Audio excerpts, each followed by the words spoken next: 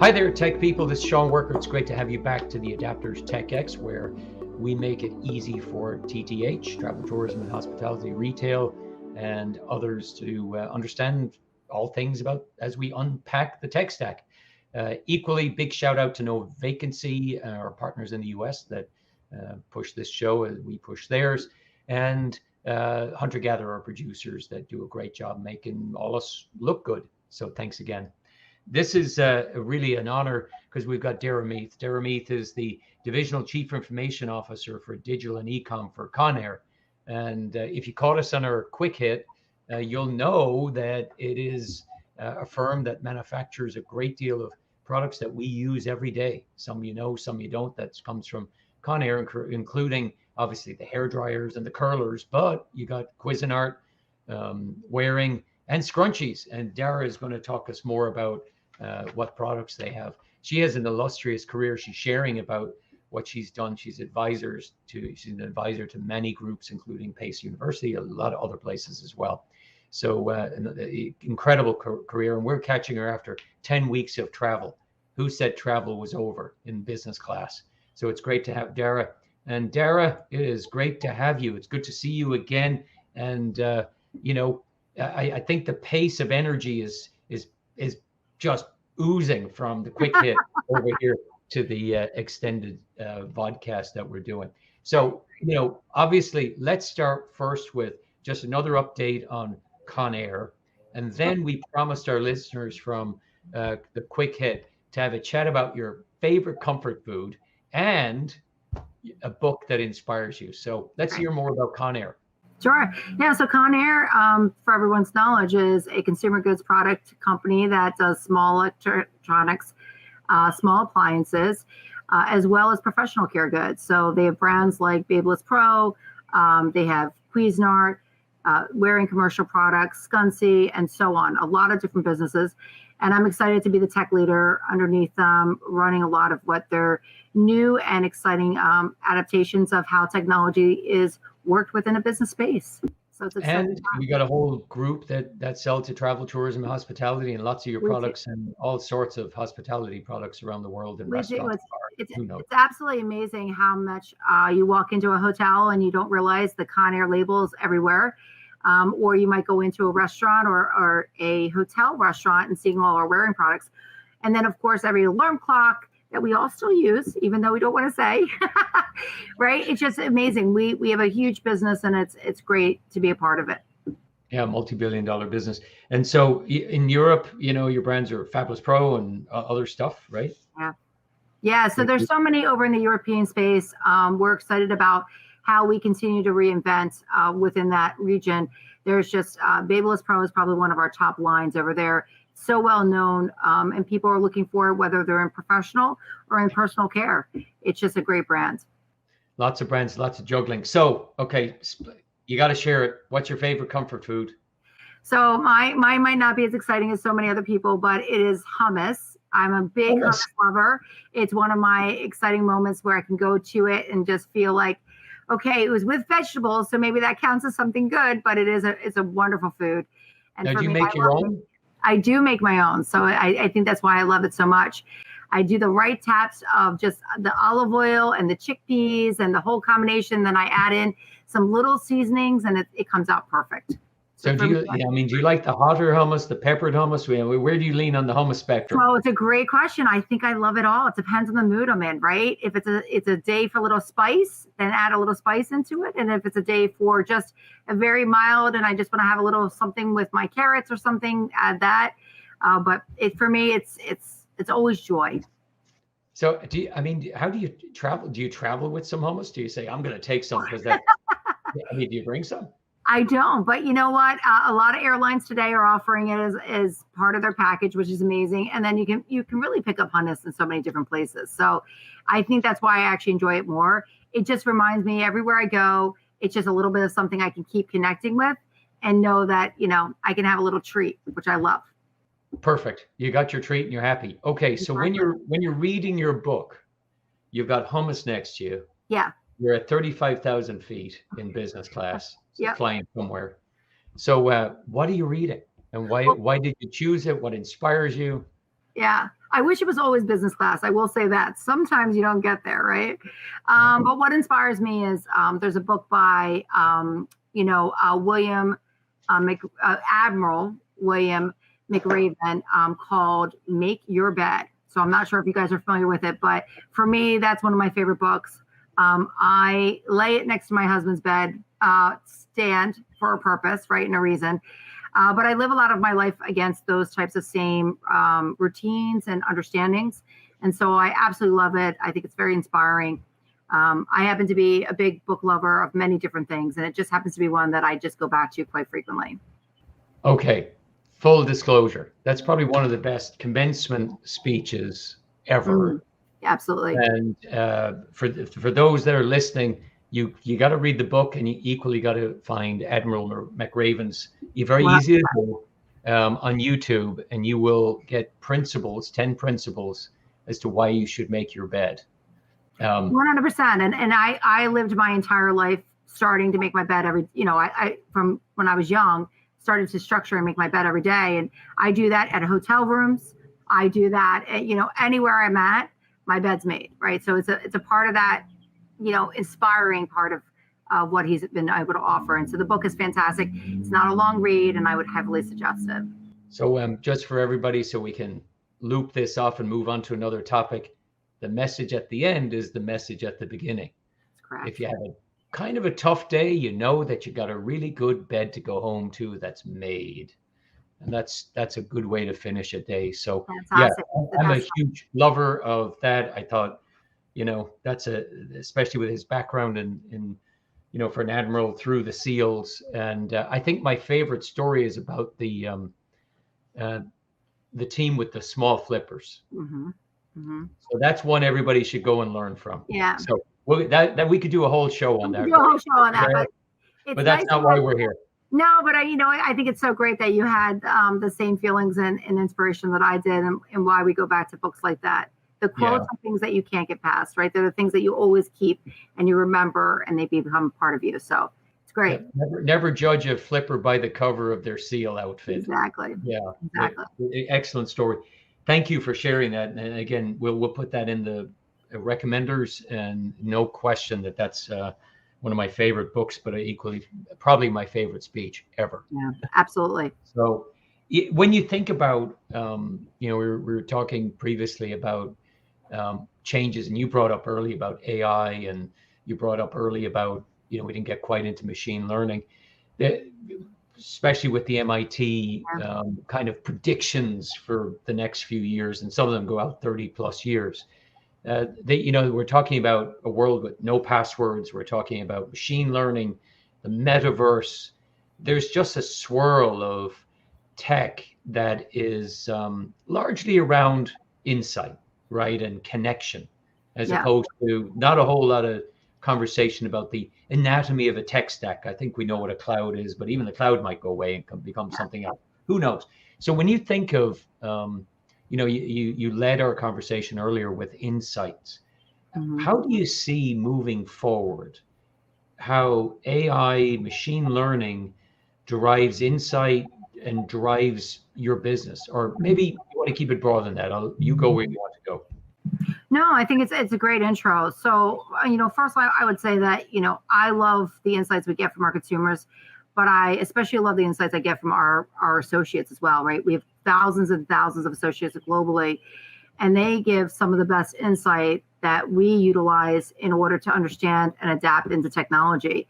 And I think that's a great passion of what makes it so great to be, a global partnership and leader, is that I'm able to hear and understand at different areas where people are, what they need, and how we can adapt to it, right? And use machine learning around that, right? So could you do me a favor, just for those that maybe don't understand? Sure. What's the difference, just a kind of really brief difference between AI and machine learning? Sure. So everybody has their own adaptation of that, right? Because we talk about it. I was in one meeting and someone said, what is your understanding of AI? And we had 5 different answers, right? And so, for me, machine learning is the understanding that when we go out and we do tasks, and the tasks are then rooted into an over again process and a learning machine, right? So it's kind of that, how do we help you do a better job within your day-to-day task work and development and understanding, right? And AI is really something that sits on top of a process that's already out there and allows you to see insight and directive in a different way, right? You're writing out algorithms to create new landscapes or ideas within data, right? And machine learning is really how to use those operations and really adapt to those operations in the right way. So they really, ML ops really came out more recently than AI. I think AI, look, we were all on that cusp when we saw different movies like Blade Runner and things like that. We knew that those types of really cool things were coming out, right? But what it did over the last couple of years is really jump forward as people became not so scared of it. But AI really became a part of what they could utilize in order to script out their data points better. Where machine learning, I think, is slower to adapt within because people are trying to understand what could it really enhance, right?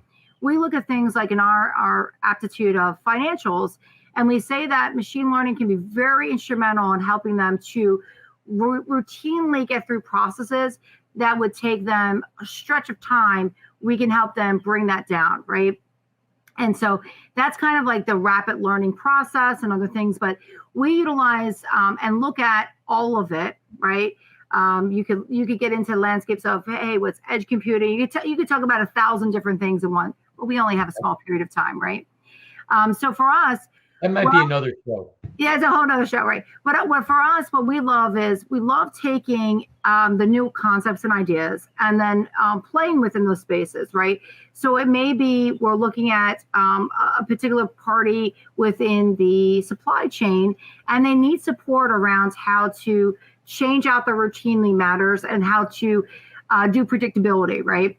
Could you give us an example of that thing, case study, and say, right, is it in the white collar group, the kind of the group that are in the offices, or are we talking about in the plants, or where you outsource? What does that look like? So it's great. I mean, look, technology is hitting all of those sources, right? Mm-hmm. So whether you're working on the warehouse floor and you're watching the conveyor belts run and those pick and pack programs are happening, machines are learning constantly about that and how they can divestly change that, right, to make it the best methodology so you can get to things faster. Where AI becomes a play in those types of supply chains is in the example I was mentioning is really helping us to predict out the models of when I have these containers or goods that are coming in from a location, how can we particularly understand where to adjust them and get the maximization out of that, right? Where again, it might take us a longer period of time to look at those views where you can set up, your different models to landscape and give you practical views that you can use, right? So they're all predictive models into that. So it's exciting to see that there is so much of that to adapt in any level of a supply chain, in any level of finance, right? In any level of a digital presence, in any level of sales, honestly. Everything can be utilized. It's the way that you put it through and be able to return that with the right premise.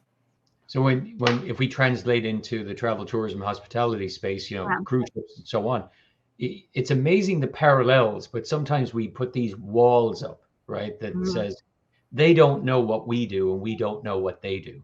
Right. If we just changed it from pick and pack to say a check-in at a hotel, or you're boarding a ship, or you're managing peak demand at a restaurant, the principles are fundamentally the same. What are the processes? What are the gaps? What are the obstacles? Is it a staffing issue? Is it a process issue? Is it a supply issue? And taking that machine learning and saying, look, let's take away some of the silly tasks from the humans. Let's automate that so they can be more efficient with either the client or picking and packing or loading a truck a certain way. I remember a story that, you probably heard this story many years ago, and I'm not too sure if it's really true, but I'm going with true, is the driver at UPS that suggested that, they need to map routes that only have left-hand turns. You spend all this time idling at traffic lights. Why don't you map that? All those engineers, the driver said, why don't you just do that? And Yeah. sometimes those ideas within, right, are the ones that you're hoping for. Well, and I think that's what the greatest part about this is. People used to be scared that machines were taking over so much of what their processes were, but they're not, right? You still need your ideas to come forward. But what it's doing is it's taking out some of that labor, some of that intensiveness around it. So you can actually get to better efficiencies and ideas for the business, right? So that you can keep building the business in the way that it should be built. And you can keep streamlining new products and ideas around that. And so in the hospitality area, as we talk about, right, it's important for us to be able to get out there and do, new replacements out to hotels and help the hospitality teams, right? Help the kitchens to understand how we can bring in new models. But that takes a lot, right? There's a lot behind some of our efficiencies of our products that we put out. And I'd rather spend the time and energy in building those types of things than having someone go through and say, I can't figure out how to get from A to B, right? Because there's too many gaps between that. We can use machine learning to build those gaps and let them get to B and then go to C and D. So that's really how we look at it. We bring everything forward so that people understand through the process that there's a comfort level here, that you will not be intimidated at all with what we're trying to build and present. At the end of the day, you're probably going to get something very easy to use. And if it's something within reporting and structure, it's going to be beautiful, right? And so a lot of times we make it so that the communities are really happy with the end results.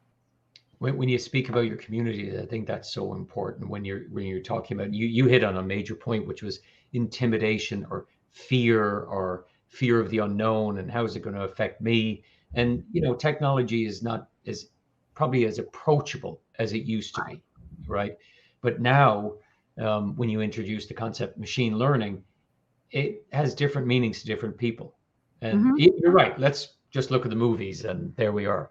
But so when you think of how you humanize it within your organization, and when you go out and you're meeting with people in the warehouses, or in a retail environment, or one of your divisions, what are some of the common questions that the employees of Conair ask you to think about, or what do you initiate when you're out there? Yeah, it's great. I think, the first and foremost, and we've talked about this, right? It's all about listening. So the first thing is to really listen and digest what they're trying to say, right? Really understand whether it's a problem, a new idea, a new business, whatever it might be, to really understand it first and to they take it. And I personally am I love whiteboards. I love white papers. I love laying it all out and getting it all out there. And so I take that idea and I landscape it. And I talk about landscape a lot because we talked about the peaks and valleys, but that's truly how a full technology view goes, right? There's ups, there's downs. That's in data. That's in the way that you put out your architect of design. It's all about it. And so I'll lay out a lot with my groups and, my very talented IT team, and we'll lay out a lot around, what we could do, options, right? And then we present the options to them in a way that they very much understand. I don't try to talk too much technical because they know that in order to build it, it's going to be technical, but I try to do it so that there is a lot of common communication there, right? There's a lot of value in words that we're using together so that I don't miss them at word one, right?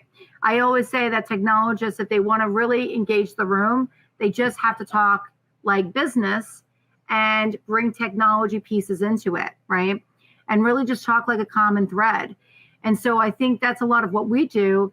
And truly it comes out to be, the result is everyone understands what they're looking for. We generally put in the right tech stack to match it. And we take that period of time to keep reinitializing it through the process and have them understand what is that requirement and how do we get there. First of all, I think if some of my former teammates in other worlds, they going, Sean, put down the marker and step away from the white wall.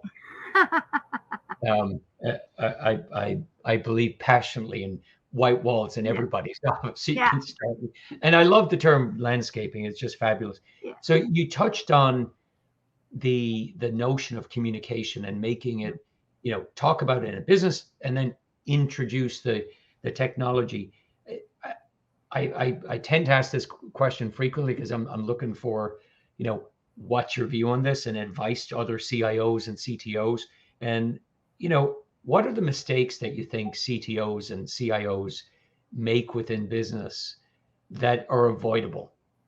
That may, whether it's comms, whether it's looking for funding, what advice would you have to up and coming CIOs and CTOs?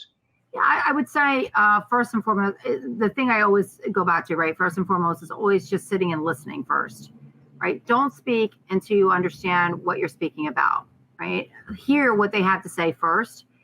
And then once you hear it, then go back with ideas. Don't go back with the notion that you're just going to take it over. Go back with ideas, right? Go back with different options that might work. And by doing that, it means that you're actually giving them part of the conversation to agree on points. And that's so important. When we go after new technology, whether it be in the digital space or on the operation side, or, even in the hardware, when we talk about certain hardware aspirations, we bring people into the conversation. We ask them, how would you use it? What would you do with it? And will it work for you? And so we do surveys around that, right? We'll bring our lab items in and we'll sit down and we'll survey it. And it's important because if you don't have the buy-in from the communities that you're working with, then you actually have fallen flat and you'll never get it off the ground. And it doesn't matter how much time or money you put into it, it'll never be utilized to the fullest because without their understanding about what you're bringing in, again, new application, a piece of hardware, wherever it might be, without their understanding about it, it's never going to go anywhere. So my suggestion is to always pair and partner with those that are really important in the industry. And that doesn't mean you go out to every group president that you work with. There are all of the underlining associates that are there that are actually doing the day job every day that are going to be important to the conversation. So we bring in valued partners at every level within a business group, and we ask them to talk in the space with us, to work through it, and to understand what we can do to make everything better. And by doing that, I think we've come out to some great conclusions. We've had some amazing projects hit our targets, our cost budgets at the end. And I think by doing that, when you go into things like costing, you actually get the partnership so that if you get stuck at any level that you can't get the funding, you bring in your business partner with that, and they're not afraid to go after the dollars with you, right? They'll stand up right next to you and say, yes, this is really critical for our future, or yes, it's a part of our business partnership and we need to get it done. So can we say that again? You actually partner to actually have a business case, and then you jointly go to where the CFO's office and go, look, we're here on force here, and here's a compelling business reason why this is a good thing. Yeah, and I know a lot of technologists don't do that, but no, they don't. They don't, right? And if you don't, then how, on those ones where you're like on the edge of, I'm not sure I can get it in this year, but it's so important for the business. How else do you negotiate to change, right? At the same time, when we're looking at 5 or 6 projects in front of us, those that are very partnered with us are the ones that we'll take forward, right? And those that don't partner with me, I tend to hold off until they're ready to, because if I can't get them to buy into it and go in and try to get the dollars with me, then they're probably not going to be ready for it, and then that's not worth it to me. So I'm not saying that they have to step up every time, but those times that we need them, that's how you do it. I do know in the short time that we've got to know each other that you travel a lot. I do, yes. And so you stay in hotels and accommodation types all the time? All the time, yes. Hotel, trains, planes, and automobiles. Yeah, right. So you can if you take an airplane and a hotel, what you're sitting there, you're a process expert, you're a technology expert, you're a digital expert. What are the tasks and experiences that stand out and go, God, I could fix this? When are they going to fix it? What, really? Really? Do you want me to start? Yeah, let's start with planes, and then we'll go to hotels. So for planes, I think planes right now, they've done a better job of starting to do more efficiencies around it. I do think that there's still a gap between, what a person understands on what time they're taking off and how they're getting there and the whole 9 yards. Some people have done a great job of bringing up apps and helping the communication drive right through SMS and all. But I think that there's still so much more to go. I think that that is one of the most challenging factors is when you're delayed. What exactly does that mean to you? And if you have connecting flights, how exactly are you going to get from A to B if you are delayed? And I think there's still that process where people are calling too much for that. There's not enough information just at their fingertips or on display boards or, within these. I don't see any kiosks or things where people can go in and actually do more for themselves. You see a kiosk when you go in to now, set up for your flight and, check in, but then they're gone after that, right? And there's not enough of those touch points to help people understand. Additionally, like in hotels, look, I think the old-fashioned phone of calling down to the front desk or to the bellhop could be, instrumental in change, right? For you to be able to do more, whether, you do it through an iPad in the hotel room or through the TV, or you do it through a connective iPad or text or something, is so much more important, right? Concierge services right now are crucial to make the change of what people are looking for. And that's not a lot of overhead. People don't have to change a lot to put that in, but they will get return and repeat consumers from that, right? Small personal touches as well, right? So on technology side, you see things. And I love sometimes when I walk into a hotel, my name's up there. But I also think, as much technology as we can put into everything, like I always want my key card to work. And I was at a resort recently and my key card failed. Every time I went up to it, I had to get a new key card because they were having problems. And then you're going to traipse all the way back. It's the worst thing that could happen, right? So coming up with better methodologies, quicker, faster, more efficient, but also personalization, right? Personalization is absolutely key. People want to know that they feel that they're a part of those dollars that they've just spent, and that people understand that they might be tired, they might be going through whatever these different, or they might be there for a holiday or something. So personalization is key. So sometimes just a personal note or something to tell them, by the way, we're here for you. Let us know if we can do anything. And again, same thing, right? Small touches. Yeah, iPads in every room might be a little challenging. So if you can't go that route, do something with the connection. Gather the consumers. You're already getting their details. Gather more of it and do something with it. I was at a event with Apaleo, and I was moderating the future concepts. Yeah. This week, just came back yesterday from Munich, and some of the questions we started asking and were asked.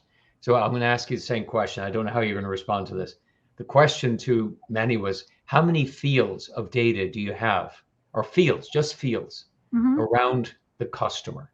On personalized data that comes in, I'll say it's probably from our B2C environment where we get the most data points. And we do profile information. So I would say we receive probably, 15 to 20 data points within what we do. I would say that's probably, and that's, again, it's not a generous model, just based on the fact that we're a little newer within that space. And we're also trying to figure out, hey, can we really do better on this? What can we do with the data once we get it? So I would say 15 to 20 touch points about a consumer. And that's anywhere from, the IP address that they're coming in from, right? The regions, the land, the areas that they're coming in from in different areas, who they might be from past selling and cross-selling, right? It's coming in from information about, and that could be a whole nother stream of data points that you get, right? Right. But it's also about who they are, right? If they have a profile with us, it's all about who they are so that we can make it more centralized to them. Yeah, I think in the hospitality space, it should be in the 50 to 100. I agree. When you kind of think about it, but that's not the normality. And what we're trying to influence is saying, to your point, and we could go down now privacy and GDPR and California equivalents, and there's an argument out there that holding on to all the data isn't actually the safest thing either. Right. Now, however, let's say that we hold on to not your previous stays or something like that, but what are your preferences? Pillow, what seat you like, that seems reasonable on a plane. all of these, they've got this, but it's amazing how they don't use it. Right. Well, Generally. and it's interesting. They do have it. I know I'm certain members that I sign up for, right, for the travels and all, and it's in my profile. And then, interesting enough, even my travel ID is always in there, right? My Sure. TSA number and stuff. Yeah. And sometimes that's not even picked up. And I always say, well, if it's in the same position every single time I travel with the same thing, why is it half the time that it's utilized in my ticket and half the time it's not, right? So there is a lot within that I don't think they're doing very well. And I do say this, I think the pandemic was a hard time for hospitality and travel. But taking a gap like that is a good time to rethink and redevelop, right? Because if you're not as busy, then you're not chasing and running after that. And so there is a good part about that. So it's interesting. I did meet recently on one of the tech spaces I was in, two individuals down in the Florida area, two CIOs, and one was actually at the Tampa airport, and they were doing facial logistics to help people so that if they had a big crowd coming in, they could find out where they were going in the airport, open up certain spaces, and figure out how that works. I would say there are definitely some that are looking at that, but they were doing facial recognition too, not in a negative sense, but in a sense of, hey, we want to make sure that if you're going in the wrong side of the airport, we can call you to tell you need to go on the other side because your plane's about to board, right? And so they were using technology in the way to drive what you were just speaking about, right, in the hospitality. They were doing it so that if they had 20 planes that were being diverted and they all had to go into one part of their area and it wasn't open, they were able to reopen restaurants, reopen seating, and allow people to have comfort. So there's a lot of good things that you can use within all that structure and data. And that's just simply from the point of purchasing the ticket straight through to who else did they purchase with, when did they purchase, where are they going, and how can I recommend more against that? And then once they're on there, how can we drive them into the right places to have the best experience to have them come back again? And when you continue, and we all continue with this conversation, is what is an experience now, right? And the experience is probably very tangible with an airline or a hotel. Right. But when you think of the experience with your products, Mm-hmm. How do you get a sense of what your client likes, and what makes their day? This is the shape of a hairdryer, or this is the clock works this way, or, the air fryer works that way. I mean, how do you find all that and make sense of it and then evolve a product? Yeah, it's great. I think from a hospitality perspective, right, it's harder because I think when people go into the hotel rooms, they're just happy to have something they didn't have to carry on their luggage. So they're very excited to say, oh, great, I can get up in the morning. And by the way, I can blow dry my hair, or I can have ease of having a cup of coffee with my Cuisinart machine and stuff. So it is a little harder. I think that becomes more of the B2B partnerships and then anything that they might have come out of that. But, I'm not the expert on that side of it, but I would just say that that's where we're seeing a little struggle, right? On the other consumer points, it really does come out to different preferences. And so understanding those preferences and kind of developing against each one so that if one product's not right for someone, they can at least understand that product and buy something else that might be underneath the portfolio. And so offering underneath, let's say, a Conair label, 20 different hair dryers, there's purpose to that, right? It's not because we want to keep building new different hair dryers, although that's an exciting part of it. It's because our consumers are very different. And so you have to be able to give enough so that they can understand and pick up a blow dryer. And if it wasn't the right one, how can I go get one that is going to work for me? What am I looking for? And so that might be sensory devices where they just wanted to auto shut off. It might be that they want it lightweight because they are a stylist and they're trying to constantly blow dry their hair and they don't have like the movement anymore. Or it could be something very powerful, very hot, right?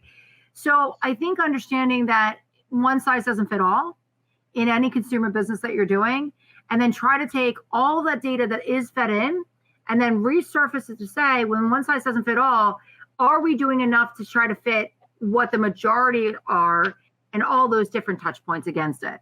And so we just try to help drive that and give as much information back on it. And our consumers do a good job about giving feedback, right? We use services to give surveys. We use services against every touch point of buying to make sure that they always have a voice back to us. So we keep building the right products for the right sourcing. Sounds ominous, all that data coming in all the time. So as we begin to wrap up, and we think about probably what drives the business, because obviously you're a prime example of none of this is going to happen. I haven't checked if a hairdryer is sentient yet, but nothing's happening unless there's a credible leader and then people around that. Labor is a big issue for a lot of industries today.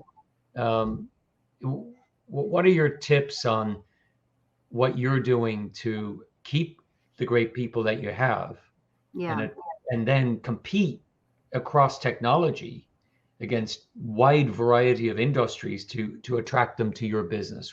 What's the secret sauce? Yeah, well, I would say that again, I wish I had the full secret sauce, but I would say it's in the hummus. I'm telling you, it's in the hummus. Exactly, it's in the hummus. So for me, I would say I'm very open, honest with my teams. You know, I communicate all the time, and I can't use the word communication enough in anything that we're discussing, right? It's just the key to everything. You know, I'm not a leader that sits behind the desk only. I like to engage. I love developing. I love doing what other people do. And I feel like there's a lot of relationship there. Understanding those that work for you and what their goals are is really essential, because if you're not offering them all that you can, right, or building them up to the degree that you can, or educating them the way that you can, then you're just missing why, you know, you have associates around you, right, and what you could do for them. And I think for us, it's all about making sure that they understand that if there's a change, right, what that change means, right, that I'm always there for them. We're constantly moving in the right direction. And, you know, it really becomes a partnership. You know, a leader is nothing without those that they're leading, right? And so for me, I believe in everyone that works for me. I'm very passionate about what they do. I feel like they're the brightest and strongest out there. And so it's exciting to be a part of their journey, and for me to watch them build and learn. And so that becomes a part of my journey. And I think they feel and understand that. And in between, we have fun, right? We have good communication tools. We do things like, you know, chats together. We'll have goofy moments. We'll do online now because not everyone's in the office at the same time. So we'll do online events, you know, trivias, and then everyone gets to win a little prize. And it's a good time, right, in between, because you have to have that human spirit in between it, right? And then every once in a while, just touch in and say, how you doing? You know, how is everything? What can I do for you, right? I love that there was a show that came out, I didn't have a chance to watch most of it, but the show Amsterdam here in the States, and it was all about, you know, that touch point. So I don't watch a lot of TV, unfortunately, right? I'm one that doesn't have that opportunity, but it just appeared to me, because as a leader that he was creating for himself, he was the same as on myself. Like, what can I do for you, right? Where I'm here to help you, you know, and that's really the important sense of it. At the end of the day, we're the ones putting it together and setting the tone, and we set the tone through the chain, and up and down doesn't make any difference. It's omnidirectional. So that's amazing. So on behalf of everybody that's watching this and peripherally tuning in through different channels, thanks a million for taking the time. I know after 10 weeks of travel, probably the last thing you want to do is do this. Oh, great. So, you know, I really appreciate it. It's been an amazing chat. I feel like I haven't even scratched the surface of the stuff that I'm learning and I want to ask you. So I feel very fortunate about that. So thank you very much for taking the time. And you've been just so brilliant about being flexible and coming back and forth through different schedules. I mean, it's genuinely appreciated. So thanks to everybody out there. I'm just going to wrap up now, Dara. So, you know, thank you so much. And equally, Conair is in every hotel room, every accommodation space, and you don't know it, but it's there. So have a look at it, speak nicely to it, and give feedback. We need more data points. So thanks to everybody out there for taking the time to tune into Adapters TechX. It's been a real privilege to speak with Dara Meath. Dara has shared with us some really simple tips and takes. And in fact, it seems like just general good tips and takes, regardless of whether you're seeking funding from the central CFO office or those with the keys to the proverbial Coinbase, or as importantly, listen first, work off the ideas. Information really paints the landscape. Pair and partner, and under your team, understand their goals, because at the end of the day, this is going to be a difficult labor market. Tech across the board is trying to do everything in their power to attract great people, and they're competing with each other regardless of what category you're in. So this message of understanding your team, what are their goals, how do you advance their goals, how do you advance their careers? They'll remember that. They may go away and come back, but that's what makes it great. Pair and partner. So thanks to everybody. Thanks to everybody at No Vacancy for tuning in, and our producers at Hunter Gatherer. Thanks, Art and team. And we'll see you again next Wednesday. Thanks again.